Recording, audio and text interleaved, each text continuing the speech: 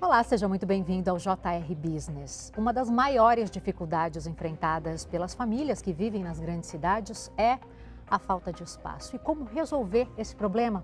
A Good Storage é uma empresa que foi fundada com a proposta de oferecer uma solução. É por isso que hoje a gente recebe aqui no JR Business, com muito prazer, o sócio fundador e CEO da Good Storage, Thiago Cordeiro. Seja muito bem-vindo, Thiago. Obrigado, Adriana. Prazer estar aqui. Gosto muito do trabalho que vocês fazem aqui no JR Business. Que legal, um prazer receber você. E olha só, antes de começar a nossa conversa, eu vou te lembrar que todos os episódios do JR Business estão disponíveis nas plataformas digitais da Record e também em versão podcast, que você pode acompanhar pelo seu aplicativo preferido. Thiago, a Good Storage foi fundada em 2013, né? Quando esse mercado não era consolidado aqui no Brasil. Como que veio essa ideia? Conta pra gente. Foi um momento, acho que meu pessoal, de querer empreender. E eu vinha já da indústria, enfim, de investimentos imobiliários, estudava muito os tipos de investimento imobiliário, etc. Eu entendi que ali existia uma oportunidade de trabalhar com essa solução de armazenamento urbano. Naquela época o setor ainda era muito tímido, era conhecido como guarda-móveis. Foi uma evolução chegar até aqui, hoje, enfim, como self-storage. Então eu associei um pouco essa vontade de empreender, um pouco a minha experiência no mercado de investimento imobiliário, um pouco também acho que das dinâmicas em outras capitais globais, onde essa solução já era apresentada. E aí tudo isso se juntou e começa uma história em dezembro de 2013. E conta pra gente qual é a importância aí do investimento de uma gestora internacional para a credibilidade do negócio mesmo. É muito importante ter o capital certo, e quando eu digo certo, que tenha o prazo, acho que adequado para que o negócio possa crescer, prosperar, até que ele passe a entregar os retornos necessários. Então, o nosso negócio é um negócio muito de longo prazo. Entre você conseguir encontrar um imóvel adequado ou um terreno, aprovar um projeto numa grande cidade, construir, aí você tem todo o período até você conseguir locar esse imóvel todo, entrou uma maturação no negócio, até que ele possa ser considerado, né, um imóvel rendendo o que se espera. Né? Esse imóvel é um ciclo de 7 a 10 anos. Então é muito importante, e meus sócios da Evergreen são adequados muito nesse sentido, eles investem nesse tipo de imóvel em outros lugares do mundo, mas eu acho que o ponto fundamental é que a gente tem horizontes de expectativas parecidos, né? Um horizonte que permita novamente o negócio tomar forma, se fortalecer, enfim, aí passar a dar frutos. Se você tem um capital de muito curto prazo, esse não é um negócio, com certeza, para esse tipo de investidor. Agora, Thiago, lá nos Estados Unidos, guardar objetos, documentos em estabelecimentos como a Good Storage já é algo que muito comum desde a década de 60. Por que aqui no Brasil demorou tanto para pegar? Eu acho que é a maturidade dos mercados. Eu lembro quando eu comecei, uma das teses de por que responderia a sua pergunta, por que não pegava, era uma tese de falta de aderência cultural. Eu acho que eu tive talvez um pouco de ousadia de dizer que acho que não. Eu falei, acho que falta talvez uma plataforma, uma empresa, né, que se propõe a desenvolver os ativos certos, nas localidades certas, que construa um marketing adequado, que saiba comunicar o que a gente oferece, que tenha um time de pessoas com esse horizonte de longo prazo dedicadas, etc. Então eu falei assim, acho que uma oferta de boa qualidade vai passar a gerar demanda, né, e não ao contrário. E assim a gente vem fazendo, hoje são 30, mas uma a uma, conforme a gente ia abrindo as lojas, a gente ia percebendo que a solução ia ficando mais conhecida no entorno, na cidade. Hoje a turma fala, são os imóveis laranja e verde. Então eu acho que assim, primeiro, claro, o capital, né? O capital primeiro chega e investe nos imóveis, a gente chama de categorias de imóveis, as mais tradicionais. Residencial, shopping center, galpões logísticos. Então o self-storage, como outras categorias, né, menores, acho que elas têm um acesso a capital que vem num segundo momento, né? E aí, acho que novamente a profissionalização de como fazer o desenvolvimento desse ativo. Então, assim, acho que hoje nós temos 11 mil clientes ativos, mais de 30 mil já passaram pela companhia. Acho que a gente já consegue responder com alguma convicção de que o brasileiro, de que o paulistano, enfim, também tem essa necessidade. Eu acho que nesse tipo de negócio, me corrija se eu tô errada, nesse tipo de negócio, garantir a confiança do consumidor, né, do teu cliente, é ainda mais fundamental do que em qualquer relação de empresa e cliente, não é verdade? Porque a pessoa deixa ali um bem dela para ser guardado. Não é uma relação de prestação de serviço, né? É uma relação de locador e locatário, né? Então, enfim, a gente Claro, há um valor ali, às vezes mais emocional, às vezes um valor mais financeiro, mas, enfim, mas é uma relação de muita confiança. A solução passa por, na verdade, assim, nós somos locadores de espaço. No final do dia, o próprio cliente ele tem livre acesso ao espaço que ele loca e a ele pertence esse espaço, mas você tem razão de dizer que assim, a nossa relação com os nossos clientes é uma relação bastante íntima e a gente tem inclusive tentado redefinir um pouco essa percepção de locador, locatário, que é uma relação muitas vezes que se enxerga do lados opostos da mesa, né, e a gente senta junto. Acho que a ideia é a gente ser visto como um parceiro, a gente tem provocado bastante isso, tendo o nosso cliente no centro das nossas decisões desde sempre, e tem dado certo. Que legal. Agora, qual é a relação do crescimento desse mercado aqui no Brasil com o uso dos boxes pelas empresas de comércio eletrônico, como plataformas de distribuição, por exemplo? A logística das cidades está mudando e já tem um tempo, né? Se você volta a 8 anos atrás, tão somente, a gente falava de logística, né? E era assim, não, os caminhões põem restrição, o caminhão só pode andar vou usar São Paulo de exemplo aqui, das 10 da noite às 5 horas da manhã. Então é tudo aquilo que a gente não quer ver. Só que a cidade precisa funcionar. Né? E, na verdade, assim, a matriz de mobilidade das cidades, compostas por ruas, por artérias, por avenidas, ela tem que apresentar uma função social no final do dia, que é o bom funcionamento da cidade, seja para a locomoção das pessoas, seja para a locomoção das mercadorias e serviços que as pessoas consomem.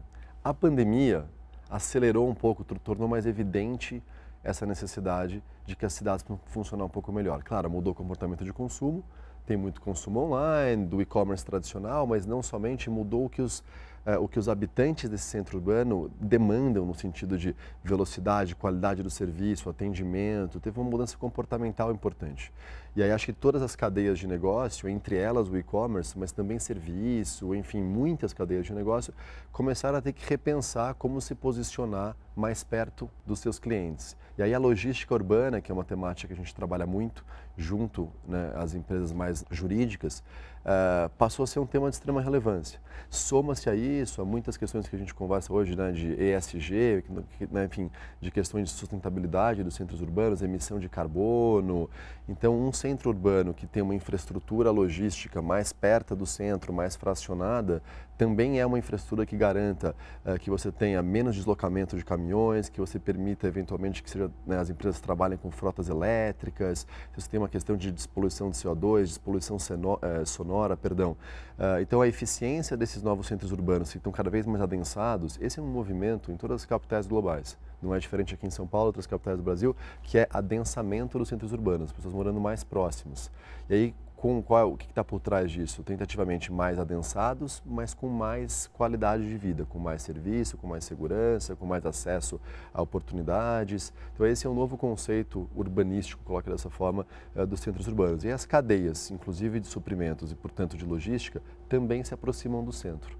Então essa é um pouco também da nossa estratégia em oferecer as soluções de armazenagem para grandes empresas. A gente hoje tem, enfim, empresas que alugam mais de 20 mil metros conosco, bem próximos aos centros urbanos, e desses imóveis elas nos relatam que a eficiência dessa logística aumentou enormemente quando comparado aos caminhões que vinham de fora de São Paulo. Tiago, você falou em mudança de comportamento. Uma outra mudança que a gente tem percebido bastante forte aí nos últimos anos tem a ver com o setor imobiliário. A gente tem visto imóveis cada vez menores. Isso tem feito com que as famílias busquem mais espaços para armazenamento, como a Good Storage, por exemplo? Muito, assim, usando novamente São Paulo só como um retrato, mas hoje na cidade de São Paulo, apartamentos de menos de 40 metros quadrados, né, os lançamentos de apartamentos são no volume 10 vezes maior do que há 8 anos atrás, né? E aí, acho que por trás disso está novamente um pouco, você aproxima as pessoas de bairros mais desenvolvidos, enfim, de opções onde você tenha mais acesso, né, a entretenimento, a segurança, a educação, etc. Você traz a cidade para morar mais perto. O valor desses imóveis potencialmente é mais caro, então você reduz o tamanho das unidades, mas né, se o nosso ativo mais escasso é tempo, entre as pessoas conseguirem ter deslocamentos mais eficientes, etc., e morarem talvez em áreas menores, essa troca faz sentido. E aí a nossa solução para essa pessoa física, enfim, de poder locar um espaço flexível de vários tipos de tamanho, como a extensão da casa, faz muito sentido também. Daí o nosso modelo de negócio para esse tipo de uso mais de pessoa física estar nos bairros. Né? A ideia é que a gente esteja realmente dentro, né, da rotina dessa pessoa para que seja algo funcional e ela consiga vir à nossa unidade de forma super descomplicada e usar esse espaço para que, enfim, para que possa ter uma vida mais confortável. É um pouco essa estratégia e o que a gente, enfim, o que nos motiva. São quantas unidades que vocês têm em São Paulo? Unidades voltadas mais a pessoas físicas, nessa solução mais dentro dos bairros, com espaços menores, são 30. E qual é o perfil dos clientes de vocês, principalmente? É curioso, assim, lá fora, em outras cidades, enfim, capitais globais, essas unidades de self-storage têm um perfil prioritariamente 90% de pessoas físicas. A gente percebeu aqui em São Paulo, quando a gente começou, um interesse nos nossos espaços maiores, 50, 100 metros, de pessoa jurídica. A gente foi estudando isso e isso foi um dos vetores que nos levou a expandir o nosso negócio. Hoje na Good Storage você encontra soluções literalmente de 1 metro quadrado, que é um armarinho, nos bairros mais adensados, é a extensão do armário, a módulos de 10 mil metros quadrados, que são centros empresariais, centros de logística, também próximos aos centros. Para quem é aqui de São Paulo, a gente brinca que o nosso rodoanel é a Marginal, então são grandes, né, parques logísticos, mas o mais próximos aos centros possíveis, que aí sim oferecem a solução de armazenagem às grandes empresas logísticas, etc. Então a gente hoje, na verdade, se coloca como uma oferta, uma solução de espaços urbanos para armazenagem, desde a pessoa física nas suas necessidades mais de guardar o equipamento de hobby, até grandes empresas, por exemplo, de comércio eletrônico, que cobrem toda a logística de entrega da cidade a partir dos nossos imóveis. Vocês fazem algum tipo de estudo para definir os locais onde vocês vão instalar as unidades? Muito. Então você tem desde um estudo de adensamento, né, ao redor dessas unidades. Novamente, lembra que eu te comentei que a ideia é que seja muito funcional. Então as unidades têm que estar próximas, né, da onde as pessoas habitam, para que elas possam ir e vir e terem essa funcionalidade, né, até, principalmente quando a gente vai conversando um pouco mais com o público das empresas, acesso, as vias de acesso, o escoamento, né, para áreas maiores. Então, para as pessoas físicas, a gente chama de área de influência. São áreas de influência mais ao entorno da unidade, e para as pessoas jurídicas são áreas de influência um pouco maior. E aí aspectos de acesso e restrição de carga, etc., também entram um pouco nessa história. Mas a relevância é que seja perto da cidade. A gente não tem nenhum imóvel que está mais distante de 15 quilômetros do centro. Acho que esse é o ponto principal, assim, porque a nossa função aqui é contribuir para o melhor funcionamento dos centros urbanos. Tiago, uma das principais preocupações aí dos clientes deve ser com a segurança. Afinal, eles deixam lá os bens deles que são importantes para eles, seja valor sentimental ou que custe caro mesmo. Enfim, como vocês garantem essa segurança? Segurança hoje é tecnologia, né? Todos os imóveis eles têm assim uma quantidade enorme de câmeras, câmeras são acessadas por movimento, tem um sistema de inteligência artificial também que controla todas essas imagens remotamente, uma questão de uma confidencialidade levada muito a sério do que tem em cada espaço, porque há essa informação, respeitado, claro, regras de uso do que você pode armazenar ou não, etc. O controle desse espaço, né, a autonomia desse espaço é do cliente, né, então essa confidencialidade, esse respeito, né, é importante também no que é guardado em cada box. Tecnologia e, enfim, em 10 anos aqui, graças a Deus, a gente nunca teve nenhum tipo de problema nesse sentido, mas tem muito cuidado, né? Então também todo o perímetro das unidades, tem toda uma questão também de monitoramento. É uma relação de confiança, como você colocou, né, principalmente com as pessoas físicas. Acho que as companhias também, as pessoas jurídicas já estão mais acostumadas, né, nessa área da logística, mas com as pessoas físicas, construir essa relação, esse vínculo de extensão da casa é muito importante. Como que vocês garantem aí uma segurança até para vocês, que nada inadequado é guardado nesses espaços pelos clientes? Com uma política muito rígida de termos de uso. Então, na hora que a gente chama de move-in, né, que nem o check-in do hotel, no nosso é o move-in, você tem toda uma declaração em que o cliente se compromete, que entende o que pode ser guardado, o que não pode, ainda que o espaço seja um espaço discricionário, né, ao uso desse cliente, ele tem que respeitar uma série de regras, enfim, no tocante até a questões de inflamáveis, perecíveis, etc., para que então ele possa ter a gestão independente do espaço. No momento do contrato, é oferecido, por exemplo, algum tipo de seguro para o cliente, se ele tiver vontade de assinar? Sim, tem a possibilidade de você contratar seguro com os parceiros seguradoras e tal, que é algo que a gente recomenda fortemente, inclusive. Vocês oferecem também espaços para empresas instalarem escritórios? Como eu estava te dizendo, a gente foi crescendo, né, à medida que a gente foi ampliando a nossa atuação para não ser só uma empresa de solução de espaços mais voltadas a pessoas físicas, e sim uma solução única de armazenagem urbana, e a gente entrou nesses grandes centros, que a gente chama de centros empresariais, né? Que conversam com grandes empresas, principalmente talvez empresas de e-commerce, farmacêuticas, que têm muita distribuição dentro do centro urbano. Esses imóveis e esses empreendimentos, centros comerciais também contam com áreas de escritório, porque mais e mais, acho que a pandemia trouxe nessa mobilidade de trabalho muito grande, você percebe mais pessoas trabalhando dos centros de distribuição.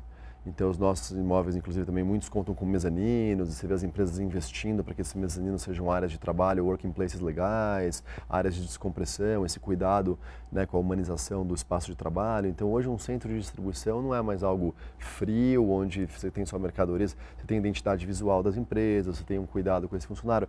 Muitas empresas permitem, né, que funcionários, de repente, como nossos imóveis são muito dentro da cidade, né, está muito perto de muitas residências das pessoas, está muito perto de transporte público. Então, várias empresas que têm mais flexibilidade permitem que os funcionários trabalhem potencialmente do que antes era um centro de distribuição e agora passa a ser, na verdade, um posto avançado da empresa, tanto para uso potencialmente de escritório, quanto também, né, para a questão de mercadorias. E é interessante.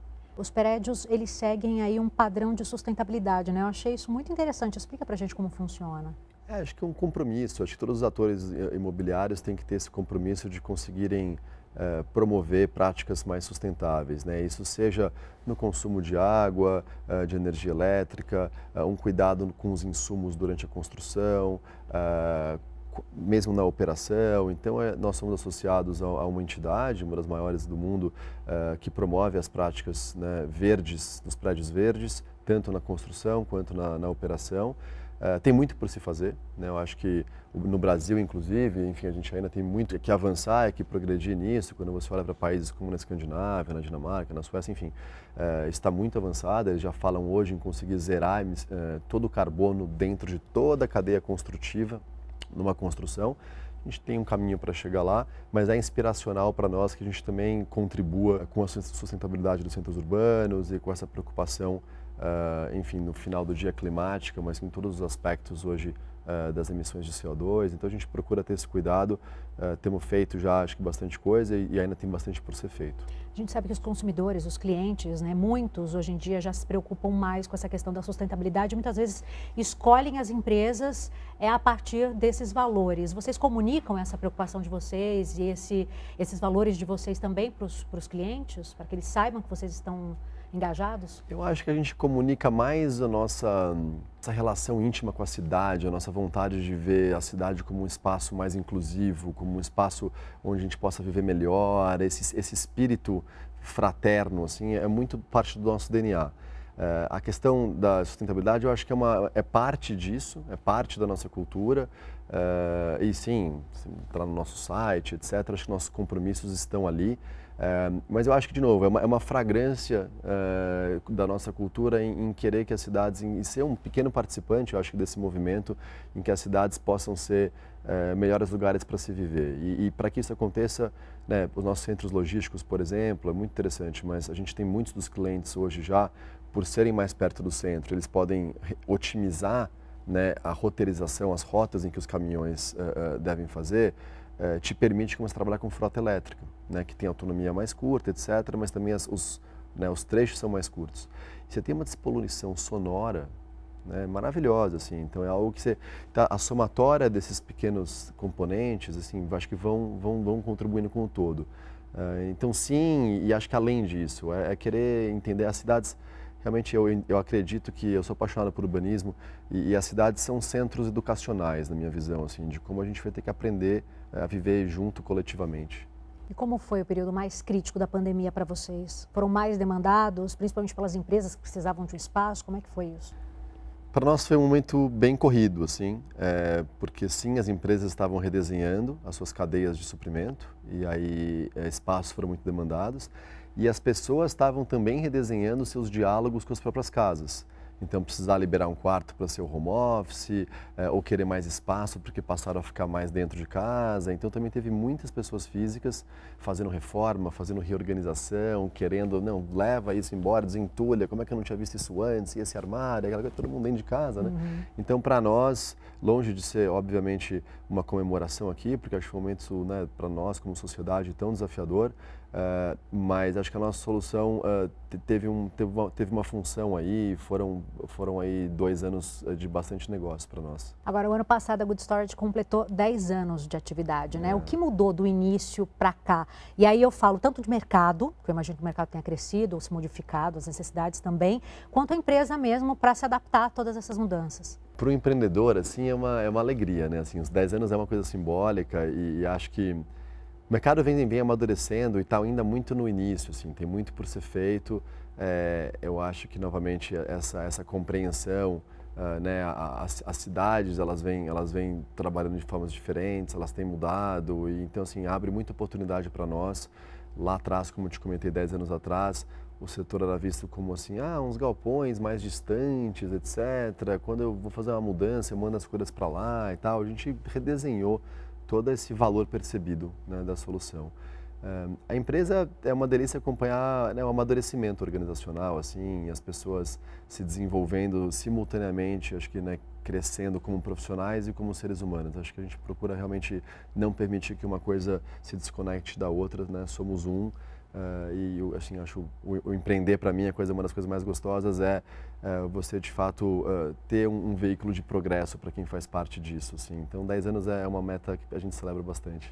Agora, Thiago, aqui a gente gosta muito de ouvir sobre a trajetória dos nossos entrevistados, né? A trajetória profissional. Conta um pouquinho da tua carreira, como você chegou onde você está. Obrigado. Né, eu comecei fazendo uma carreira corporativa no mercado financeiro e fui em mercado financeiro, confesso, porque era onde eu achava que eu ia conseguir ter mais segurança. Eu venho de uma família humilde, enfim, tive a sorte de estudar numa excelente faculdade, na Getúlio Vargas. E aí, desde sempre, trabalhando muito no mercado financeiro, longas horas, rotinas de 15, 16 horas por dia, assim, acho que num espírito muito de disciplina e sobrevivência e meritocracia, me ajudaram muito, até que com 33 anos, tendo tido passagem em grandes empresas que foram, enfim, instrumentais na minha formação, eu realmente tinha esse interesse de poder me sentir mais parte de algo que fosse além, assim, de mim mesmo. Eu sempre trabalhei com times menores, sempre voltado a resultado, mas nunca na posição de eventualmente conseguir construir um veículo que propiciasse prosperidade aos demais, enfim. E aí isso começou, foi em 2013, eu tinha, acho que alguma credibilidade nesse setor, consegui ter os investidores para começar a dar o primeiro passo. E aí muito trabalho, 10 anos de formiguinha, mas hoje acho que a gente tem uma história bem construída e gostoso de perceber um entusiasmo da turma de levar isso adiante, assim, que claramente vai além de mim, né? Hoje, cada vez menos, assim, existe uma transição natural, uma transição de fundador para uma empresa com lideranças múltiplas, que também é gostoso. E como você faz para inspirar teus subordinados, a tua equipe? A gente olha nos olhos, a gente vive nossa verdade, a gente vive nossas vulnerabilidades também. Eu sinto que, principalmente no mundo atual, né, onde a gente passa, você vê, o Brasil tem questões de burnout, de ansiedade, tem temas relacionados à saúde, né, no trabalho muito complicado. Então a gente tem um compromisso muito grande em prosperar de uma forma holística, de uma forma equilibrada, né? Eu acho que é criar um ambiente, de fato, nosso negócio é de longo prazo, a gente gera valor no longo prazo, então estarmos juntos por muito tempo tem que ser uma vantagem, né? E não algo... Então a gente tem isso, assim, é gostoso ir trabalhar e se sentir em casa. Agora, não é fácil empreender no Brasil, a gente sabe disso, né? Isso é um dado oficial, praticamente. Conta pra gente qual é o maior desafio para você como empreendedor aqui. Acho que são muitos, né? E eu tenho a sorte de ter sócios, novamente, que têm um horizonte de investimento de longuíssimo prazo. Isso nos dá a condição, eu acho que, de fazer movimentos que ficam menos suscetíveis a algum solavanco de curto prazo, alguma questão política mais momentânea, né? A gente passou por alguns governos, por algumas crises, começamos em 2013, então a gente teve aí, né, algumas mudanças de direção importantes. Mas esse horizonte de longo prazo nos dá um pouco bastante tranquilidade. Então, tem essa sorte de ter esse capital. Acho que cada setor tem as suas especificidades, mas eu acho que a falta de financiamento assola muitos setores, não é diferente no mercado imobiliário, então isso eu acho que é uma questão que impede até o crescimento mais acelerado, né, de muitas questões. Há setores novos como o nosso também, que muitas vezes enfrentam algumas questões regulatórias, né, que ainda têm que ser desenhadas, são setores que estão surgindo, novas atividades. Então, eu, enfim, presido a Associação Brasileira de Self-Storage, uma entidade que a gente criou para conseguir ter representatividade, né, institucional em pautas importantes regulatórias. Mas acho que prazer de empreender, de conseguir gerar emprego, de conseguir novamente se sentir veículo de algo que está impactando outras pessoas, faz a gente... O brasileiro é bom empreendedor. É verdade, a gente vê bastante isso aqui. Aqui no Né? JR Business a gente tem esse privilégio de conversar com empresários que trazem muitas ideias e contam trajetórias incríveis, inspiradoras e negócios de sucesso como o seu. Você sabe que nossos investidores, enfim, investem em plataformas parecidas como a nossa em outros mercados, no Japão, Estados Unidos, Europa. E quando a gente começou, essas empresas já estavam aí, etc. Então elas tinham uma função de tutores ou de mentores e com todo respeito, são todos grandes amigos, mas a gente recentemente voltou de um evento onde o meu time estava apresentando sobre inovação. Né? Eu assistindo aquilo, eu falei, acho que estamos indo no caminho certo. Quando você tem um time apresentando sobre inovação, enfim, para outras plataformas que estão há tão mais tempo que a gente, acho que aquela história de que o desafio faz você ter que ser mais criativo, ter que ter mais, né, mais grit, né, que nem diz o americano, mais raça, mais paixão ali, dá uma boa química. É verdade, seus olhos até brilham assim quando você fala, muito legal.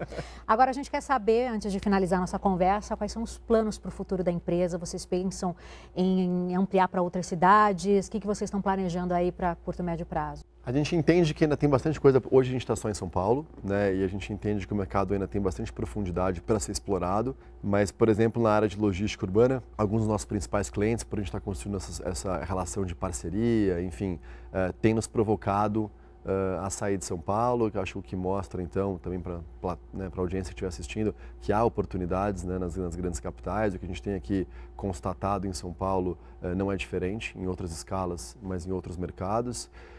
E talvez acho que seja um movimento que a gente faça também, mas a despeito disso, a gente segue investindo, né? Nos últimos 12 meses a gente entregou mais de 110 mil metros quadrados entre, né, os imóveis mais para a pessoa física como também para as pessoas jurídicas, e a gente segue animado. Tem muitos desafios de desenvolvimento imobiliário, questões de aprovação, prazos, né, intempéries. Você falou de pandemia, na época da pandemia os custos de construção foi assombrosos, assustaram muito a indústria, enfim.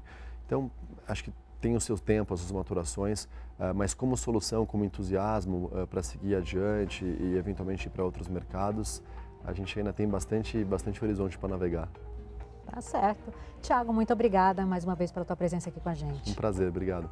Para você que está acompanhando a gente, muito obrigada pela sua companhia. Você já sabe, toda terça-feira, a partir das 7h30 da noite, tem um novo episódio do JR Business que você pode acompanhar pelas plataformas digitais da Record e também em versão podcast, que você pode acompanhar pelo seu aplicativo aí preferido. Obrigada e até a próxima.